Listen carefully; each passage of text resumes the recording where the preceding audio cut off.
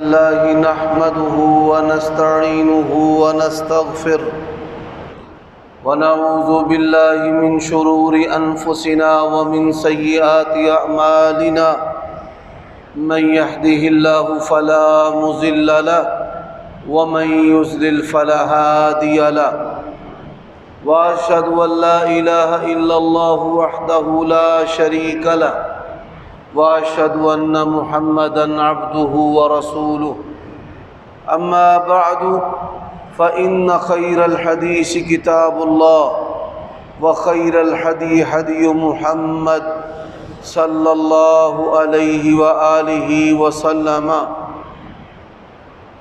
وشر الأمور محدثاتها وكل محدثة بدعة وكل بدعة ضلالة وكل ضلالة في النار اللهم صل وسلم على نبينا محمد وبارك وسلم وصل عليه أعوذ بالله من الشيطان الرجيم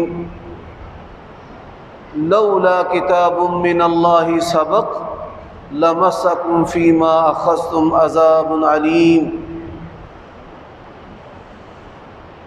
عیوب اور نقائص سے پاکیزہ تمام قسم کی حمد و ثنا اللہ وحدہ لا شریک لہ کے لیے، اور درود و سلام شفیع للمذنبین خاتم النبیین رسول کریم رؤوف الرحیم صلی اللہ علیہ وآلہ وسلم کی ذات اقدس پر۔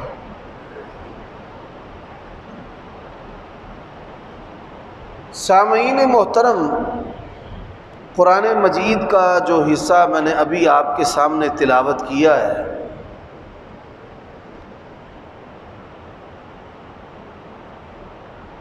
سیدنا عمر بن خطاب رضی اللہ تعالی عنہ کی قدر و منزلت اور ان کی رفعت و برتری اس آیت کریمہ سے اخذ ہوتی ہے۔ آج کا خطبہ جمعہ امیر المؤمنین خلیفۃ المسلمین عمر بن خطاب رضی اللہ تعالی عنہ کے بارے میں بیان کیا جائے گا۔ عمر بن خطاب رضی اللہ تعالیٰ عنہ وہ شخصیت ہیں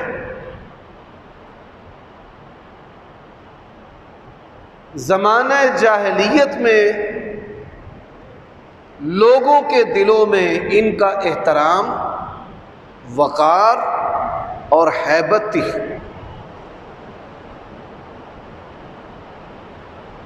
اور یہ شان صرف اسی بندے کو حاصل ہوتا ہے کہ جو صاحب کردار ہو۔ کردار کے ساتھ انسان کی لوگوں پر ہیبت پڑتی ہے، خواہ جسم وجود کمزور سا ہو۔ اور اگر انسان کا جثہ دیو ہیکل ہو اور اس کے پلے کردار نہ ہو تو لوگوں کے دلوں میں نہ اس کی عزت اور نہ ہیبت۔ اسی وجہ سے نبی علیہ الصلوۃ والسلام نے دعا کی، اے اللہ دو بندوں میں سے کسی ایک کے ساتھ اسلام کو عزت و غلبہ عطا فرما۔ اب وہ دو بندے کون سے ہیں؟ ایک عمر بن حشام جس کو ابو جہل کہا جاتا ہے، ابو جہل کا نام عمر بن حشام تھا، اور دوسرے عمر بن خطاب رضی اللہ تعالی عنہ۔ آپ صلی اللہ علیہ وآلہ وسلم کی اس دعا کی وجہ سے عمر بن خطاب رضی اللہ تعالی عنہ کو مراد رسول کہا جاتا ہے کہ آپ صلی اللہ علیہ وآلہ وسلم نے صحابہ کرام میں سے یہ واحد شخصیت ہیں جن کو اللہ تبارک و تعالیٰ سے مانگ کر لیا ہے۔ اور مانگنے کی وجہ سے ان کو مراد رسول صلی اللہ علیہ وآلہ وسلم کا شرف حاصل ہے۔ قرآن مجید کی ایک آیت ہے وَالسَّابِقُونَ الْأَوَّلُونَ مِنَ الْمُهَاجِرِينَ وَالْأَنصَارِ، اسلام کے اندر جن لوگوں نے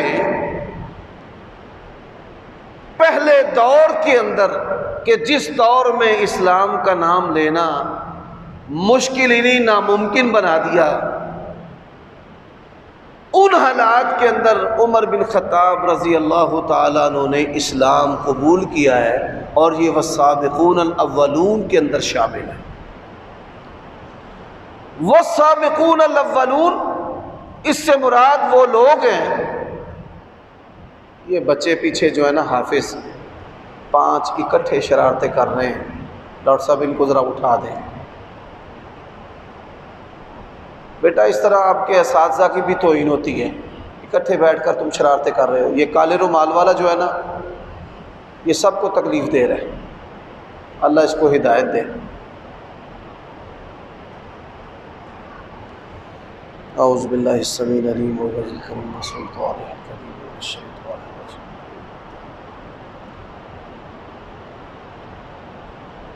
عمر بن خطاب رضی اللہ تعالیٰ عنہ کا شمار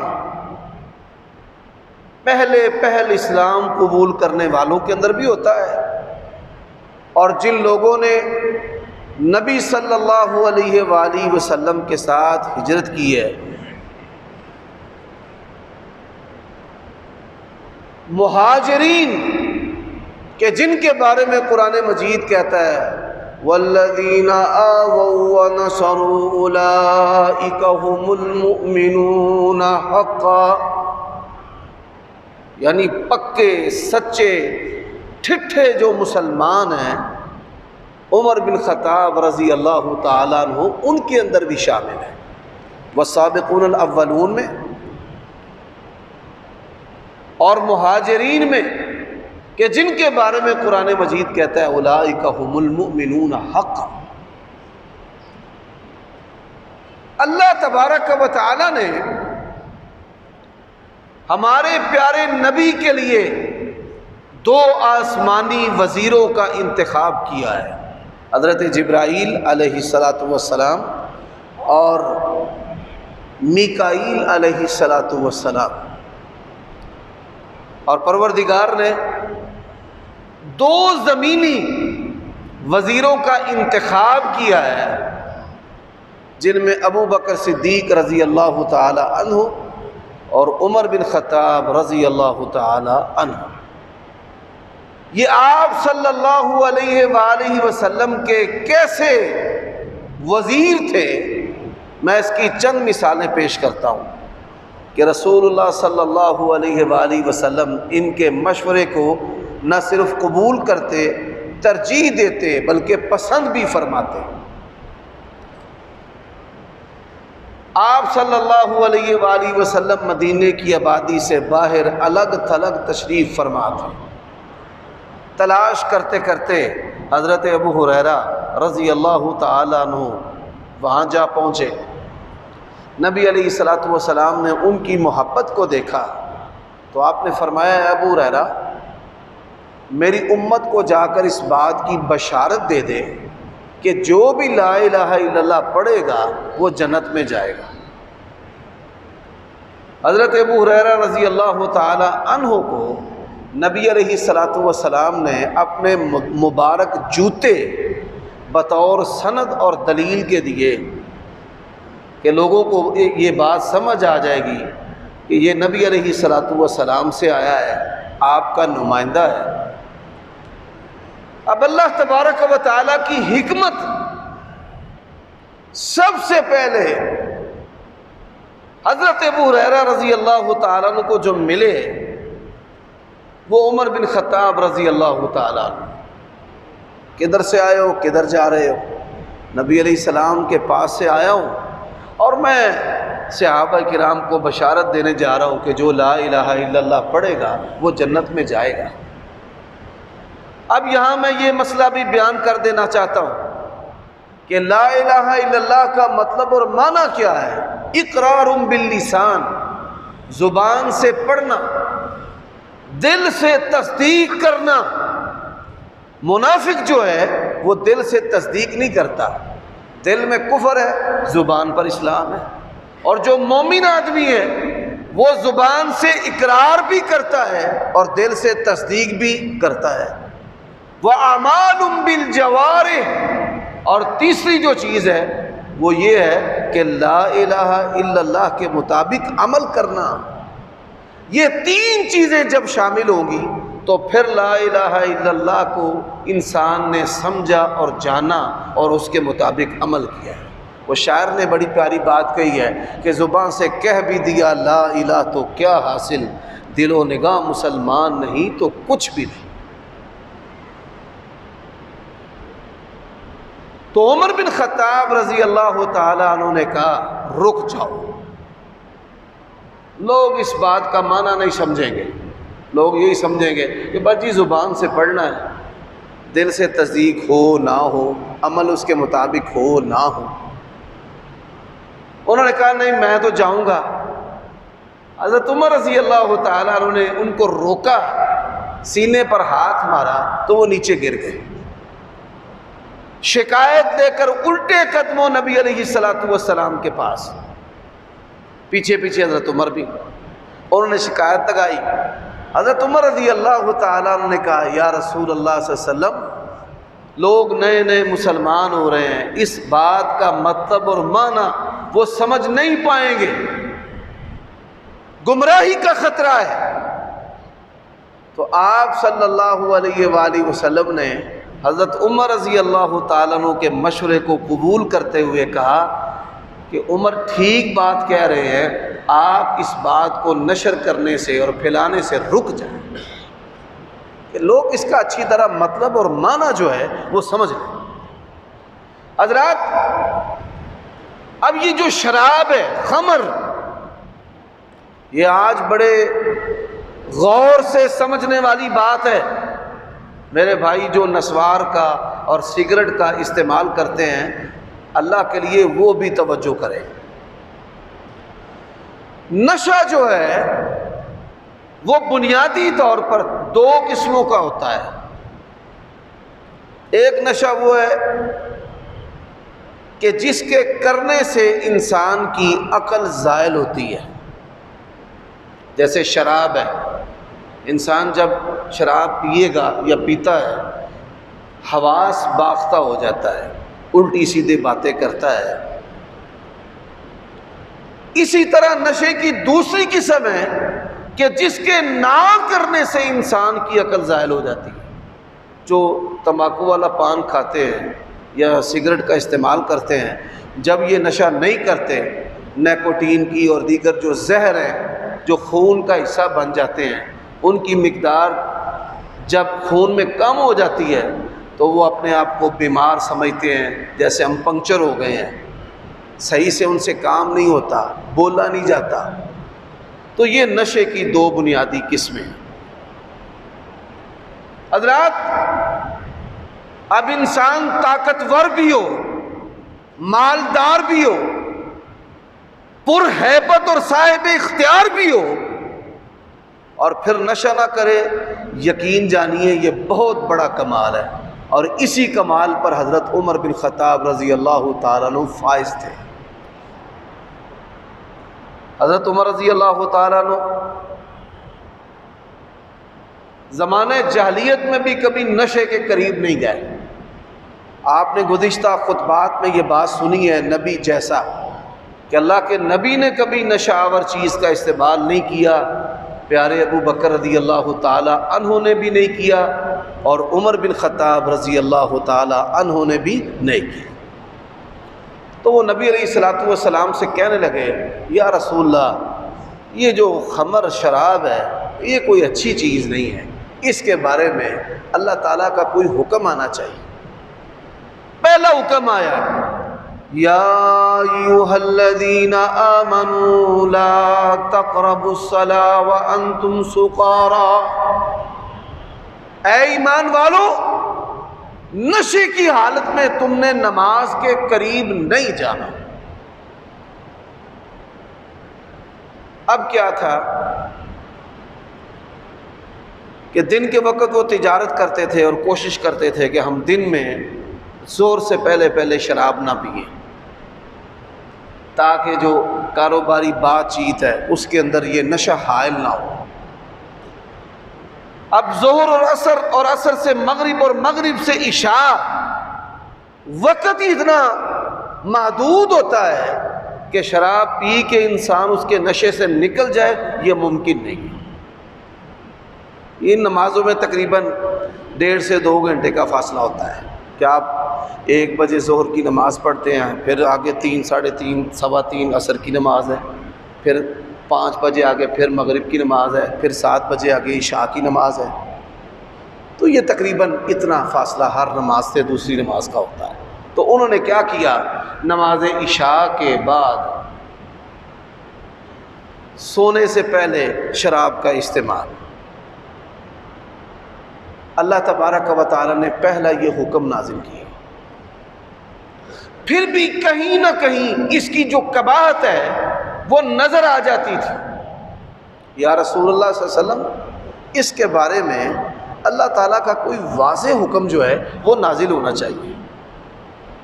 انما الخمر والمیسر والانصاب والازلام رجس من عمل الشیطان فاجتنبوہ۔ آسمان سے حکم آ گیا کہ نشہ آور جتنی بھی چیزیں ہیں آپ ان کے قریب نہیں جا سکتے۔ حضرات، اسی طرح یہ پردے کا جو حکم ہے، پردہ جو ہے، آپ دیکھیں سکھ جو ہیں وہ داڑیاں رکھتے ہیں، سکھ کا داڑھی رکھنا اس کے لیے عیب نہیں ہے، پگڑی باندھنا عیب نہیں ہے۔ مسلمان کی داڑھی اور مسلمان کی جو پگڑی ہے وہ کافروں کو کھٹکتی ہے۔ بیرون ملک ہم سفر کرتے ہیں، مجھے کبھی انڈیا جانے کا موقع تو نہیں ملا، لیکن انڈیا کے لوگوں سے بہت دفعہ ملے ہیں، مختلف ایئرپورٹوں پر ان سے ملاقات ہوتی ہے۔ برہمن جو ہندوؤں کی سب سے اعلیٰ ذات ہے، اتنا سخت پردہ ان کی عورتیں کرتی ہیں کہ شاید اتنا سخت پردہ جو ہے وہ مسلمانوں کے اندر بھی نہیں ہے۔ یہاں تک انہوں نے گھونگھٹ جو ہیں وہ رکھے ہوتے ہیں، اور ان کے چہروں کو اسلام نے تو نقاب کی اجازت دی ہے نا کہ آپ نگاہ کو پست رکھیں اور نقاب کر لیں۔ اب وہ باوجود ہندو ہونے کے، اسی طرح راجستھان ہے، بانسواڑا ان کے علاقے ہیں، باوجود بت پرست ہونے کے ان کی عورتیں سخت پردہ کرتی ہیں۔ اور یہاں ایک اور بات ہے، حسن و جمال نہ ہونے کے باوجود بھی ان کے اندر سخت ترین پردہ ہے۔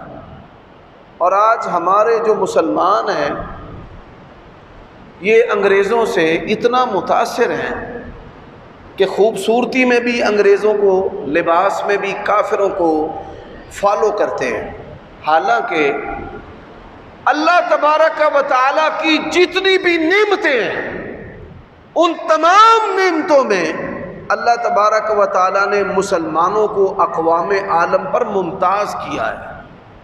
بایو فزکس، کیمسٹری کے اندر بھی، ایٹم کے اندر بھی، سائنس کے اندر بھی، اور جو ناسا سائنسی ادارہ ہے اس کے اندر بھی بڑے بڑے جید، بڑے بڑے متبحر، بڑے بڑے ماہر جو ہیں وہ مسلمان سائنسدان ہیں۔ اور یہ جو کرونا کی ویکسین دنیا کے اندر سب سے زیادہ کامیاب اور مؤثر اور سب سے زیادہ تعداد میں لگائی جانے والی ہے، یہ بھی 2 مسلمان میاں بیوی ہیں جن کا دریافت کردہ یہ طریقہ علاج ہے۔ 2 مسلمان میاں بیوی ہیں۔ یہ موڈرنا جو ہے امریکن ویکسین، جس قانون کے مطابق mRNA سسٹم جو ہے اس کے مطابق بنائی گئی ہے، یہ بھی 2 مسلمان میاں بیوی سائنسدان ہیں، ان کی ایجاد ہے۔ اللہ تبارک و تعالیٰ نے حسن و جمال کے اندر بھی مسلمانوں کو شان اور شوکت جو ہے ہمارے یہ جو افغانی اور پٹھان بھائی ہیں، یقین جانیے انگریز جو ہیں وہ حسن و جمال میں ان کے قریب بھی نہیں پھٹک سکتے۔ پروردگار نے اپنی نعمتوں سے اتنا مسلمانوں کو نوازا ہے۔ حضرت عمر رضی اللہ تعالیٰ عنہ، یا رسول اللہ صلی اللہ علیہ وسلم، میری غیرت گوارا نہیں کرتی کہ ہماری عورتیں ہوں اور کافر جو ہے وہ ہماری عورتوں کو دیکھیں۔ سیدہ سودا بنت زمع رضی اللہ تعالی عنہا یہ بڑی قد قامت والی تھی، قد قامت والی عورت تھی۔ تو جب یہ باہر گئیں کسی کام سے تو کہنے لگے وہ دیکھو وہ یہ محمد صلی اللہ علیہ وسلم کی بیوی ہیں۔ حضرت عمر نے یہ دیکھ لیا، ان کو بڑی غیرت آئی کہ یہ ہمارے پیارے نبی کی بیویوں پر اشارے کرتے ہیں اور اسی طرح مومنہ عورتوں کے بارے میں۔ تو آسمان سے حکم آیا، یا ایھا النبی قل لازواجک وبناتک ونساء المؤمنین یدنین علیہن من جلابیبہن۔ اے پیارے نبی، آپ اپنی بیویوں سے، بیٹیوں سے اور مومنوں کی عورتوں سے کہہ دیجئے کہ وہ اپنے گھونگھٹ نکال لیں، اپنے چہروں پر پردے ڈال لیں۔ اب کئی لوگ ہیں وہ کہتے ہیں کہ پردہ تو دل کا ہوتا ہے، اس میں شک نہیں ہے۔ حیا کے اسباب میں سے اللہ تعالیٰ نے پردے کو ایک سبب بنایا ہے، اور جب پردہ نہ ہو تو فتنے کا خطرہ اور خدشہ زیادہ ہوتا ہے۔ جب کوئی لڑکی لڑکا رشتے کے لیے دیکھا جاتا ہے، اس کے پاؤں نہیں دیکھے جاتے کہ برخوردار یا بیٹی ہمیں اپنے پاؤں دکھاؤ، ہمیں بال دکھاؤ۔ جسم کا کون سا حصہ دیکھا جاتا ہے؟ چہرہ دیکھا جاتا ہے۔ حضرات، ایمان، شرم و حیا دین اسلام کی، پورا دین اسلام ہی خوبیوں والا ہے، لیکن دین اسلام کی جو بڑی بڑی خوبیاں ہیں ان تمام جگہوں پر آپ کو حضرت عمر رضی اللہ تعالیٰ عنہ کی شخصیت جو ہے وہ نظر آئے گی۔ غزوہ بدر ہوا، غزوہ بدر 2 ہجری میں 313 1000 اسلحہ جنگی ساز و سامان کے ساتھ آراستہ مسلح اللہ تبارک و تعالیٰ نے مسلمانوں کو فتح عطا کی۔ اب بدر کے اندر کافروں کے جو بڑے بڑے سردار تھے وہ یہ بے سر و سامانی والے جو مجاہدین تھے ان کے ہاتھوں چھڑ گئے۔ ابو جہل کی بھی گردن کاٹ دی اور بڑے بڑے ان کے قد آور بندے وہ پکڑ لیے۔ اب نبی علیہ الصلوۃ والسلام نے مشورہ شروع کیا کہ ان کے بارے میں آپ کی رائے کیا ہے۔ جو میں نے آیت کریمہ شروع میں پڑھی تھی، اب اس آیت کریمہ سے متعلقہ جو چیزیں ہیں وہ میں بیان کرنے لگا۔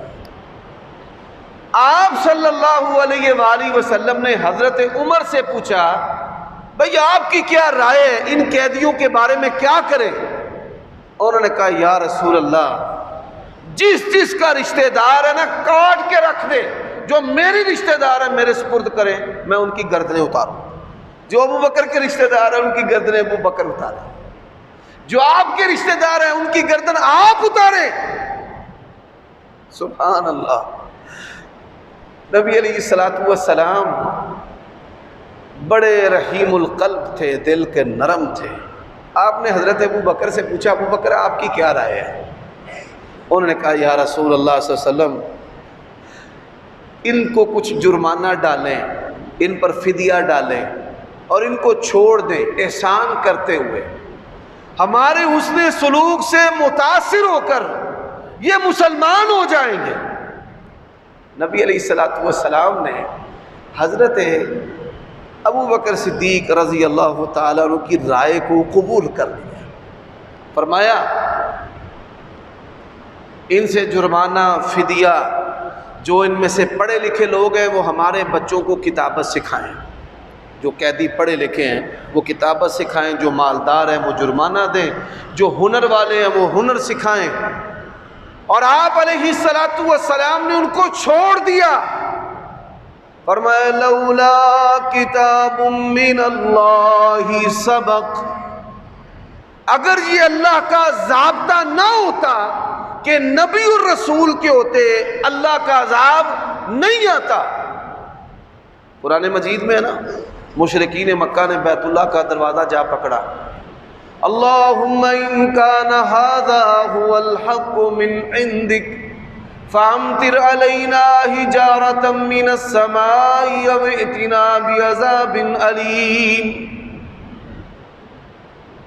یا اللہ اگر محمد صلی اللہ علیہ وسلم سچے ہیں اور وہ حق لے کر جو آئے ہیں وہ سچا ہے تو ہمیں تباہ و برباد کر دیں۔ اللہ تبارک و تعالیٰ نے اپنے پیارے نبی سے کیا کہا؟ فرمایا ما کان اللہ معذبہم وانت فیہم، ان کو پتہ ہے کہ آپ ان کے اندر ہیں اور جب تک اللہ کے نبی لوگوں میں ہوں، زمین پر ہوں، اللہ کا عذاب نازل ہو سکتا نہیں۔ فرمایا لولا کتاب من اللہ سبقا، اگر یہ قاعدہ اور ضابطہ نہ ہوتا کہ نبی کے ہوتے اللہ کا عذاب نہ آئے، لمسکم فیما اخذتم عذاب علیم، تو جو تم نے ان سے مال لیا ہے نا، دنیاوی مال لیا ہے، تو پھر بڑی پکڑ آزمائش اللہ کی طرف سے تمہارے اوپر آ جاتی۔ میرے بھائیوں، حضرت عمر رضی اللہ تعالیٰ عنہ کی رائے کو آسمان کے بادشاہ نے شراب کے بارے میں، پردے کے بارے میں، بدر کے قیدیوں کے بارے میں، اور صرف یہی نہیں، جب مسجد حرام کے اندر آئے اور حضرت عمر کو یہ پتہ چلا کہ یہ جو پتھر پر 2 قدموں کے نشان ہیں یہ حضرت ابراہیم کے قدموں کے نشان ہیں، تو انہوں نے کہا یا رسول اللہ صلی اللہ علیہ وسلم یہاں تو نماز پڑھنی چاہیے۔ فرمایا واتخذوا من مقام ابراہیم مصلی، اب جو بھی حج کرنے جاتا ہے، عمرہ کرنے جاتا ہے، اس کا عمرہ جو ہے وہ تب تک مکمل نہیں ہوتا جب تک مقام ابراہیم پر 2 رکعتیں ادا نہ کر۔ حضرات، حضرت عمر رضی اللہ تعالی عنہ کے بارے میں جو بعض لوگوں نے یہ اعتراض کیا ہے، ان کی کردار کشی کرنے کے لیے کہ انہوں نے حضرت فاطمہ رضی اللہ تعالیٰ عنہ کا دروازہ جلایا اور چوکھٹ جو ہے وہ گرنے سے سیدہ فاطمہ رضی اللہ تعالیٰ عنہ کا حمل جو ہے وہ نعوذ باللہ ضائع ہو گیا۔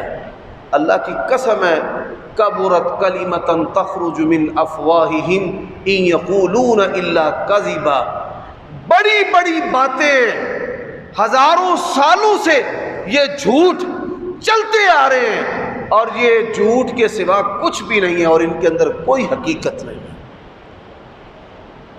آپس میں ان کی بڑی محبتیں تھیں اور بڑی دوستیاں تھیں۔ آپ سنیے، حضرت علی رضی اللہ تعالیٰ عنہ نے اپنے 3 بیٹوں کے نام کیا رکھے ہیں؟ ہمارے بھائی واقعہ کربلا بیان کرتے ہیں اور کربلا کے واقعے کے اندر جو شہید ہونے والے 72 شہداء ہیں، آپ ان سے پوچھیں کبھی 72 شہدائے جو کربلا ہیں ان کے نام تو بتائیں۔ ان 72 شہدائے کربلا کے اندر 3 سپاہیوں کے نام ابو بکر ہیں، 3 سپاہیوں کے نام عمر ہیں۔ یہ کون ابو بکر ہے؟ حضرت علی رضی اللہ تعالیٰ عنہ نے سیدہ فاطمہ کی وفات کے بعد شادی کی ہے۔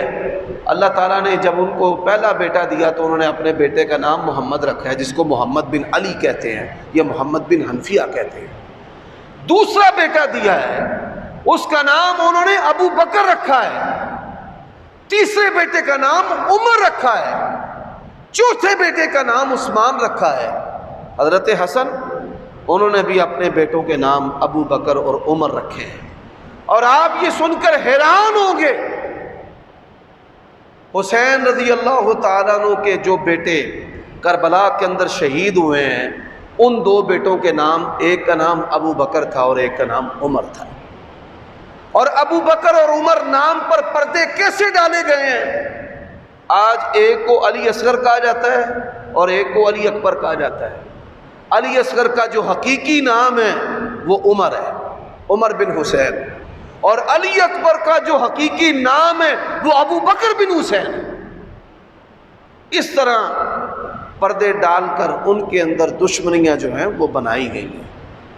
وہ آپس میں شیر و شکر تھے، ان کی آپس میں محبتیں تھیں۔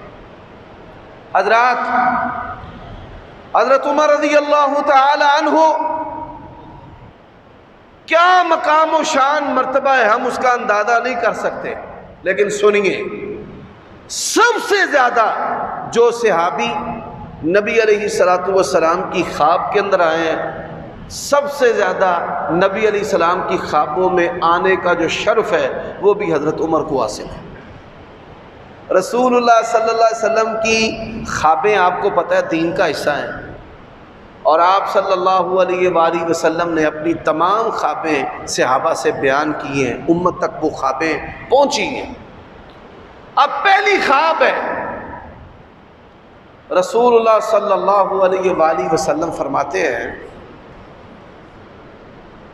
کہ خواب کے اندر مجھے دودھ پیش کیا گیا، دودھ، میں نے وہ دودھ پیا اور باقی جو بچا ہوا دودھ ہے وہ میں نے عمر رضی اللہ تعالیٰ عنہ کو پیش کر دیا۔ فما اولتہ یا رسول اللہ، اے اللہ کے رسول اس کی تعبیر کیا ہے؟ فرمایا اس کی تعبیر جو ہے وہ علم ہے۔ اسی حدیث کی وجہ سے علماء نے یہ بات لکھی ہے کہ نبی علیہ السلام کے بعد سب سے بڑے جو شریعت کے عالم تھے وہ حضرت عمر رضی اللہ تعالی عنہ تھے۔ حضرات اسی طرح دوسری خواب، رسول اللہ صلی اللہ علیہ وآلہ وسلم فرماتے ہیں کہ میں نے خواب دیکھا کہ ایک کنواں ہے اور اس کنویں میں سے ابو بکر نے ڈول ڈال کر پانی نکالا ہے، ان کے پانی کھینچنے کے اندر کمزوری ہے، اور پھر عمر نے ڈول ڈالا اور اس طرح بہترین پانی نکالا، اور اتنا پانی نکالا کہ لوگوں کو سیراب کر دیا ہے۔ عمر رضی اللہ تعالیٰ عنہ کو اللہ تعالیٰ نے خلافت عطا کی، ان کا جو 10 سالہ دور حکومت ہے، اللہ کی قسم آج بھی ان کے قوانین کے بغیر دنیا کا، ملک کا نہیں، دنیا کا جو نظام ہے وہ چل نہیں سکتا۔ یورپ کے اندر جو بچوں کو وظیفے دیے جاتے ہیں، دنیا میں یہ سب سے پہلے وظیفے عمر بن خطاب رضی اللہ تعالی عنہ نے دیے۔ انہوں نے یہ قانون مقرر کیا کہ جب بچہ دودھ چھوڑے گا تو بیت المال میں سے بچے کا جو وظیفہ ہے وہ مقرر کر دیا جائے گا، 2 دینار، یہ 6 ماشے سونا بنتا ہے موجودہ دور میں تقریباً 60,000 روپے بچے کا وظیفہ۔ تو بعض جو مائیں تھیں انہوں نے وظیفہ حاصل کرنے کے لیے بچوں کو جلدی دودھ چھڑوانا شروع کر دیا کہ بچہ جلدی سے دودھ چھوڑے، روٹی کھائے، روٹی کا ٹکڑا بچہ پکڑتا چباتا اور وظیفہ لگ جاتا۔ حضرت عمر رضی اللہ تعالیٰ عنہ کو اس بات کا پتہ چلا، فرمانے لگے آج سے یہ شرط بھی ختم ہے، دنیا میں جب بچہ آئے گا اسی وقت اس کا وظیفہ لگ جائے گا۔ حضرت عمر رضی اللہ تعالی عنہ، ان کے بارے میں تیسرا جو خواب ہے، رسول اللہ صلی اللہ علیہ وآلہ وسلم فرماتے ہیں میری امت کے لوگ مجھ پر پیش کیے گئے، امت کے لوگ۔ اب بعض لوگوں کی قمیضیں ان کی چھاتیوں تک، بعض کی کوہنوں تک، بعض کی گھٹنوں تک، بعض کی ٹخنوں تک، اور عمر بن خطاب رضی اللہ تعالیٰ عنہ کی قمیض بڑی لمبی۔ کیا تعبیر ہے اس کی؟ فرمایا اس کی تعبیر جو ہے وہ ایمان ہے۔ اللہ تبارک و تعالیٰ نے عمر بن خطاب رضی اللہ تعالیٰ عنہ کو بڑا مضبوط ایمان عطا کیا تھا، اور یہی وجہ ہے کہ آپ صلی اللہ علیہ وآلہ وسلم کا فرمان ہے کہ جس گلی اور رستے سے عمر عمر کا گزر ہوتا ہے شیطان وہ گلی اور وہ رستہ جو ہے وہ چھوڑ جاتا ہے۔ حضرات شاید یہی وجہ ہے، میں آپ کو ایک بڑا دلچسپ قصہ سنانا چاہتا ہوں۔ ہمارے علاقے کے اندر محرم کے اندر شیعہ سنی فسادات شروع ہو گئے، تو کسی شخص نے حضرت عمر رضی اللہ تعالیٰ عنہ کا نام لکھ کر بینر پر اویزہ کر کے بازار کے اندر لگا دیا۔ اب انہوں نے درخواست دے دی کہ جی ہمیں خطرہ ہے دہشت گردی کا، یہاں کوئی بم نہ پھوڑ دے، کوئی فائرنگ نہ کرے۔ پولیس اکٹھی ہو گئی، پنچایت ہوئی، تو کہنے لگے کہ ہم نے یہاں سے شبیہ ذوالجناح کو گھوڑے کو لے کر گزرنا ہے، یا ہم نے یہاں سے جھنڈے کو لے کر گزرنا ہے، تو یہ جو بینر ہے نا اس کو اتارے۔ بینر، بھائی بینر پر کیا تھا؟ حضرت عمر رضی اللہ تعالیٰ عنہ کا نام لکھا ہوا تھا، ان کا نام۔ کیوں اتار دیں؟ اب کوئی لاجک جو ہے وہ ان کے پاس تھی نہیں۔ ایک بندہ کہنے لگا جی وہ ہمارا جو جھنڈا ہے نا، علم جو ہے وہ اس کے ساتھ اٹک جائے گا۔ فوراً انہوں نے جواب دیا کہ آپ کا علم 12 یا 14 فٹ اتنا اونچا ہوتا ہے، 12 اماموں کے نام پر 12 فٹ کا بانس ہوتا ہے، یا 14 معصومین کے نام پر 14 فٹ کا ہوتا ہے، تو یہ تو 25-30 فٹ اوپر لگا ہوا ہے، نہیں اٹکے گا، نہیں، یہ گارنٹی ہے ہماری۔ حضرات سبب اور وجہ اور بغض ذرا غور کیجئے، عہد نبوی سے لے کر آج تک اور آج سے لے کر قیامت کی صبح تک آپ جب مرضی مسجد نبوی جو ہے وہاں دروازوں کے نام ہیں باب ابی بکر، باب عمر، باب عثمان، باب علی۔ آپ کسی بندے سے کہیں جس کی وردی کالی ہے کہ آؤ باب عمر سے گزرتے ہیں، مر جائے گا وہ، کبھی بھی باب عمر سے گزرے گا نہیں۔ سبب وجہ کیا ہے؟ بغض کی کوئی کہانی قصہ ان کے پاس نہیں ہے۔ حقیقت میں نبی علیہ الصلاۃ والسلام کا یہ فرمان سمجھ میں آتا ہے کہ جس رستے پر عمر ہو اس رستے سے شیطان گزر نہیں سکتا۔ اللہ تبارک و تعالیٰ نے حضرت عمر کے نام کو ڈی این اے ٹیسٹ بنا دیا ہے۔ ڈی این اے ٹیسٹ، پتہ چل جاتا ہے ایمان کا، اسلام کا، اللہ تبارک و تعالیٰ نے ان کے نام کو کیسا بنایا۔ حضرات باقی باتیں انشاءاللہ اگلے خطبہ میں ہوں گی، لیکن کچھ باتیں آج کے خطبہ میں حضرت عمر رضی اللہ تعالیٰ عنہ کیسے حاکم تھے۔ ریاست مدینہ کی بات کرنے والوں، 3 سالوں کے اندر ملک کا حشر و نشر ہو گیا ہے۔ منبر و مصلی کی ذمہ داری ہے حاکم وقت کی رہنمائی کرنا، اور تمام امت کے جو لوگ ہیں یہ ان کی پراپرٹی ہے۔ لیکن نہ ہمیں ریاست مدینہ نظر آئی ہے۔ ریاست مدینہ تو بڑی دور کی بات ہے، جو کافروں کی ریاستیں ہیں، جو پرامن چلتی ہیں اور جو تجارت کے ساتھ چلتی ہیں، جو رعایا کو سہولیات کے ساتھ چلتی ہے، وہ بھی نظر نہیں آئی۔ مزدور بھی پریشان ہے، امیر بھی، غریب بھی، تاجر بھی۔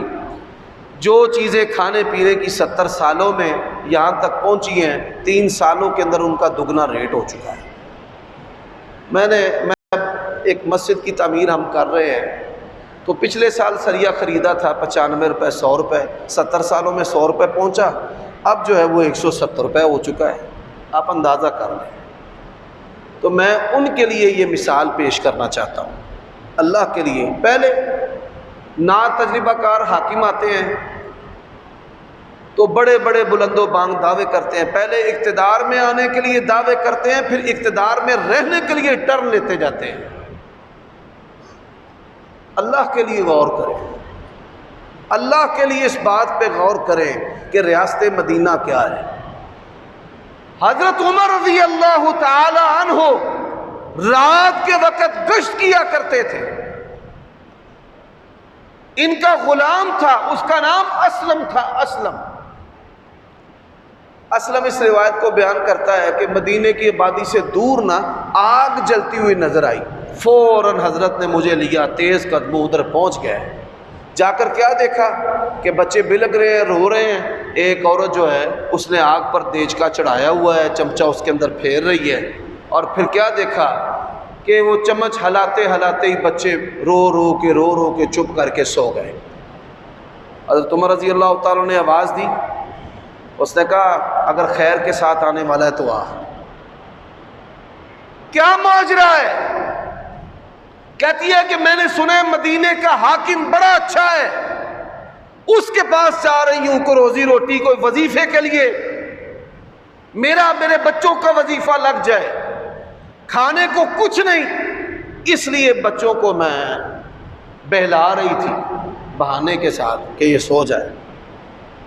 اسلم کہتا ہے حضرت عمر رضی اللہ تعالیٰ عنہ الٹے قدموں بڑی تیزی کے ساتھ دوڑتے ہوئے بیت المال میں آئے، آٹے کی بڑی بوری اپنے کندھوں پہ اٹھانے لگے۔ میں نے کہا حضرت میں اٹھا لیتا ہوں، فرمانے لگے قیامت کے دن میرا وزن اٹھا لے گا، میرا بوجھ اٹھا لے گا؟ خود اپنے کندھوں پر، فرماتے ہیں میں خالی ہاتھ، کندھوں پر آٹے کا تھیلا ہے، ہاتھوں میں سالن گھی ایسی چیزیں ہیں، اور خود چلتے ہوئے اس عورت کے پاس گئے اور جا کر چیزیں رکھی کہ یہ کھا، بچوں کو بنا کے کھلا۔ اب وہ عورت جو ہے وہ کہتی ہے کہ مجھے اپنا نام پتہ دے دینا، جب میں جاؤں گی نا خلیفہ کے پاس میں تیری تعریف کروں گی کہ بڑا اچھا بندہ ہے۔ لیکن وہ یہ صبح دیکھ کر حیران رہ گئی کہ رات کے وقت مجھے کھانا کھلانے والا ریاست مدینہ کا والی جو ہے آج دن میں خود جو ہے وہ دربار لگائے ہوئے ہیں۔ تو میرے بھائیوں دوستو، حضرت عمر رضی اللہ تعالیٰ عنہ کی سیرت حاکم وقت کے لیے ہم سب کے لیے ایک مشعل راہ ہے۔ اللہ تعالیٰ ان کے درجات بلند فرمائے اور ہمیں، ہمارے بچوں کو، ہمارے حکمرانوں کو ان جیسی سیرت اپنانے کی توفیق عطا فرمائے۔ وآخر دعوانا الحمد